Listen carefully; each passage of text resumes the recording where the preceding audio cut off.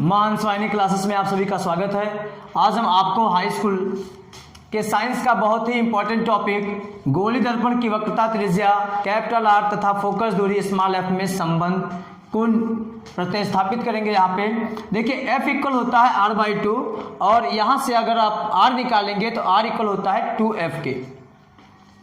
इस सूत्र का निगमन अवतल दर्पण को लेकर किया जाएगा। यहाँ पे हम बना देते हैं सबसे पहले अवतल दर्पण। ये बन गया हमारा अवतल दर्पण। उसके बाद अगर हम पॉलिश बाहर कर देते हैं, ये हमारी होगी पॉलिश। ये दर्पण का हो गया M1 सिरा और ये हो गया दर्पण का M2 सिरा। और दर्पण के बीचों बीच में क्या होता है, दर्पण का ध्रुव। यहाँ मान लेते हैं दर्पण का हमारा ध्रुव है, दर्पण के ध्रुव को P से। और ये मुख्य अक्ष है, ये जो बन रही लाइन ये जा रही है मुख्य अक्ष। मुख्य अक्ष हो गया। फिर उसके बाद यहां पर एक ऐसा बिंदु लेंगे जिससे ये गोली दर्पण तैयार हुआ होगा, ठीक ना। ये क्या होगा, दर्पण का वक्रता केंद्र, जिसे क्या बोलेंगे, कैपिटल C। दर्पण के वक्रता केंद्र और दर्पण के ध्रुव के बीचों बीच एक बिंदु होता है जिसे क्या बोलते हैं, फोकस बिंदु। ये क्या होगा, फोकस बिंदु, जिसे कहेंगे कैपिटल F। अब अगर कोई किरण मुख्य अक्ष के समांतर चल रही हो, ये क्या होता है, मुख्य अक्ष।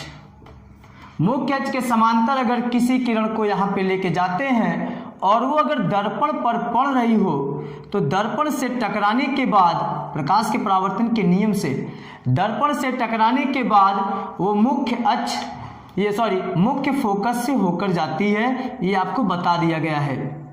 ये कहाँ से जाएगी प्रकाश किरण, मुख्य फोकस से, ठीक है।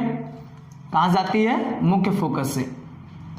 ये आपतित किरण होता है और ये होता है परावर्तित किरण। गोली दर्पण के वक्रता केंद्र से दर्पण के किसी बिंदु को अगर आप मिलाएंगे तो ये लाइन जो है उस बिंदु पर 90 अंश के कोण पर कट करेगी।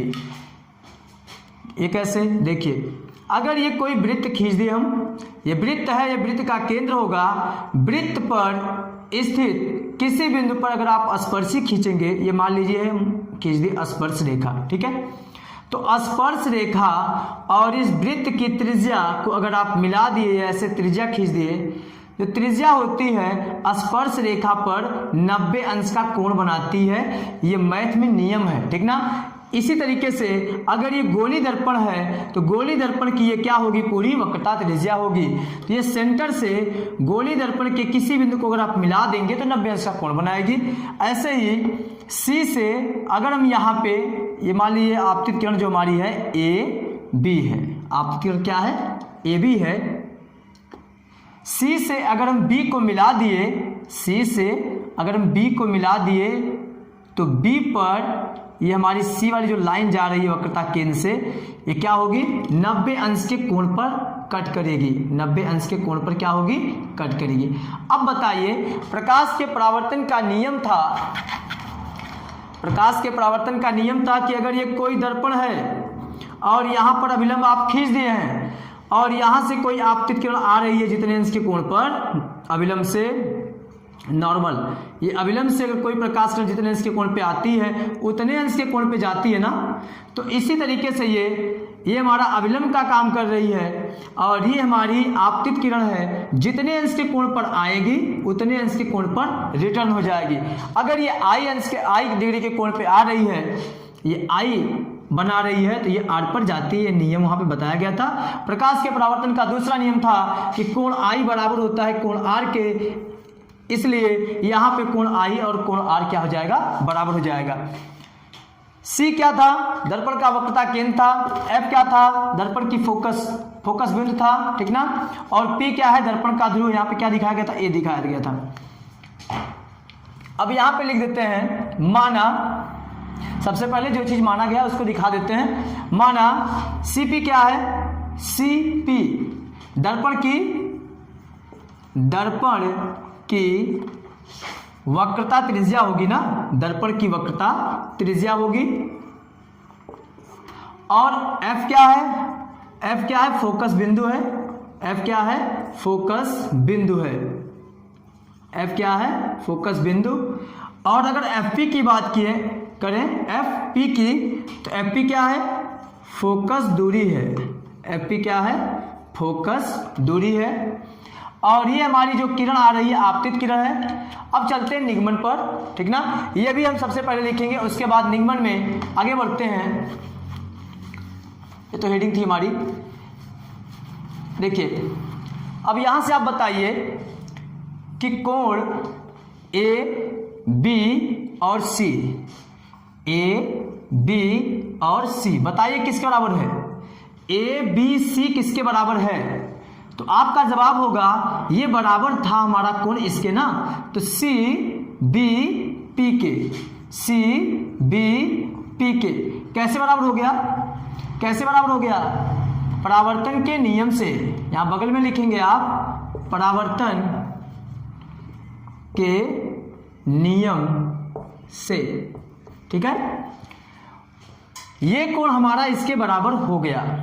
अब आप ये बताइए AB जो हमारी आपतित किरण आ रही थी, ये मुख्य अक्ष के समांतर चल रही थी।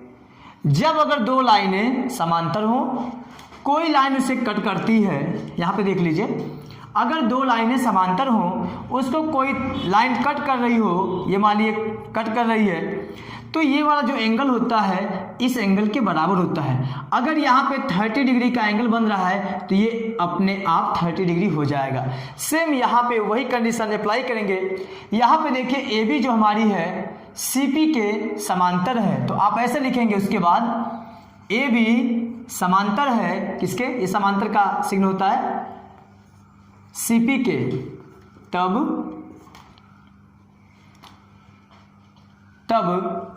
कोण देखिए AB समांतर इसके, और ये क्या कर रही है? कट कर रही है। तथा CP नहीं CB है, CB एक तिर्यक रेखा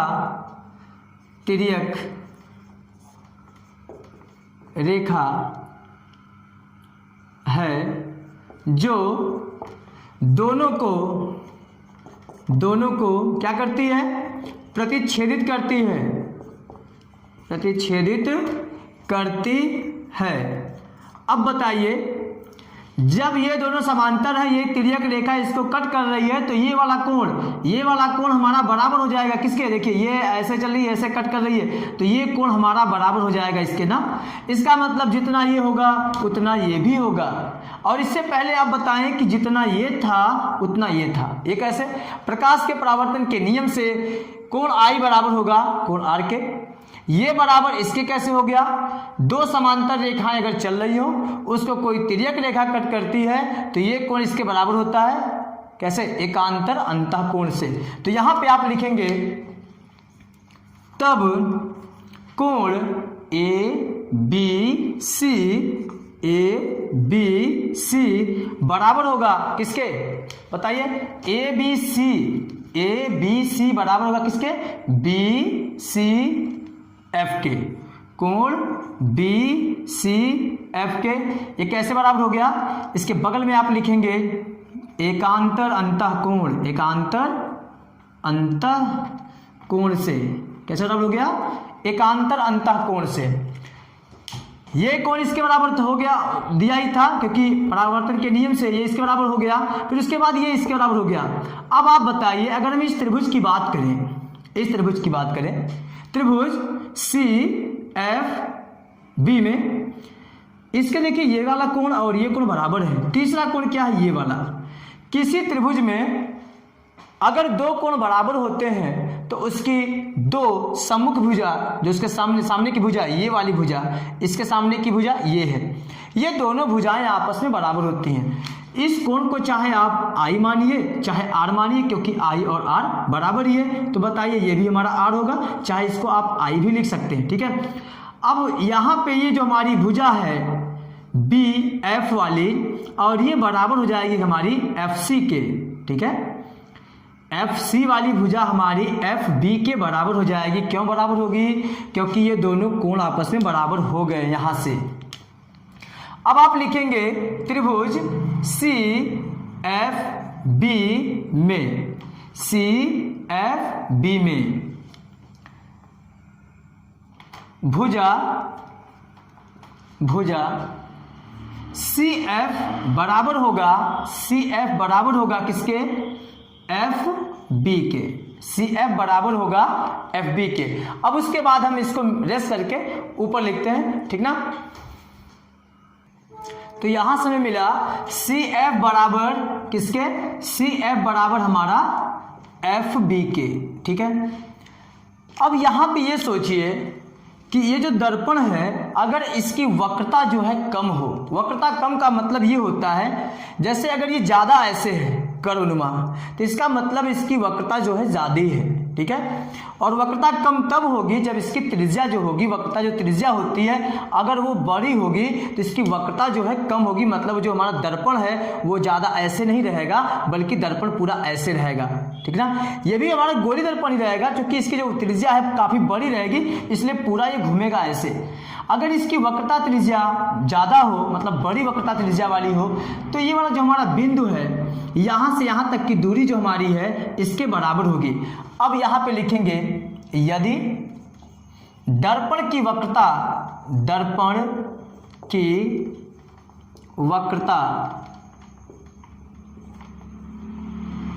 कम हो तब बिंदु, जब वक्रता कम रहेगी तो ये वाला बिंदु जो हमारा है इसके समीप होगा, तब बिंदु B को बिंदु P के समीप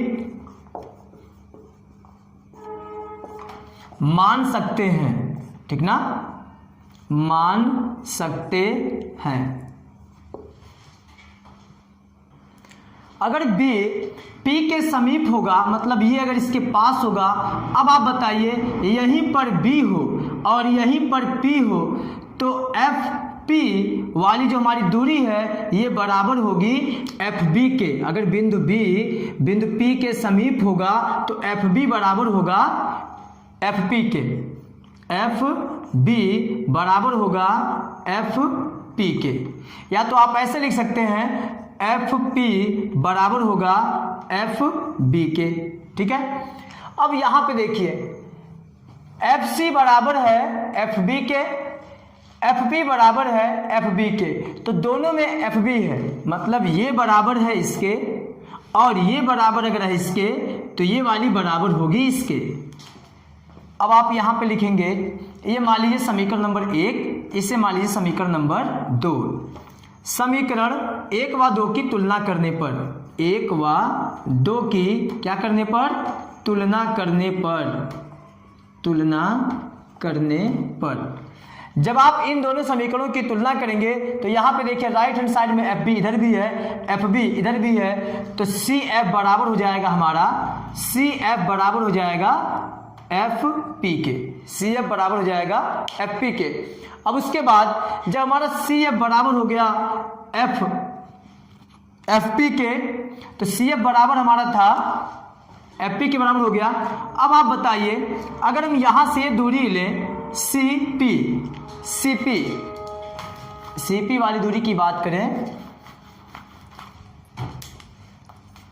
CP इक्वल हम बताइए क्या लिख सकते हैं, इस दूरी को हम क्या लिख सकते हैं, CP को इसको ऐसे लिख सकते हैं कि नहीं, CF प्लस FP लिख सकते हैं क्योंकि ये दूरी हमारी वही है, पूरी दूरी इतनी है CP, तो इसको हम दो भागों में लिख सकते हैं CF प्लस FP। CP बराबर हो जाएगा CF प्लस FP। अब बताइए CP क्या है, CP क्या है, दर्पण की वक्रता त्रिज्या है, तो इसे हम कैपिटल R लिख सकते हैं। CF क्या है, CF जो हमारा है ये बराबर है FP के, CF बराबर हमारा है FP के, तो CF के जगह पे हम FP लिख सकते हैं कि नहीं, लिख सकते हैं। CP बराबर यहाँ पे हम लिख सकते हैं FP, ये पहले से FP है। अब बताइए CP बराबर हो जाएगा 2FP, CP बराबर हो जाएगा 2FP के। अब CP हमारा क्या होता है, CP जो हमारी है दर्पण की वक्रता त्रिज्या है, तो इसे हम क्या लिख सकते हैं, कैपिटल R। और ये एफ पी क्या है, दर्पण की फोकस दूरी है, इसे हम लिख सकते हैं स्मॉल एफ। तो ये हो गया हमारे सूत्र का निगमन। R इक्वल होता है 2F, या यहां से F इक्वल होता है R/2, ठीक ना। ये हो गया सूत्र का निगमन। नेक्स्ट हमारी टॉपिक अगले वीडियो में आपको मिलेगी।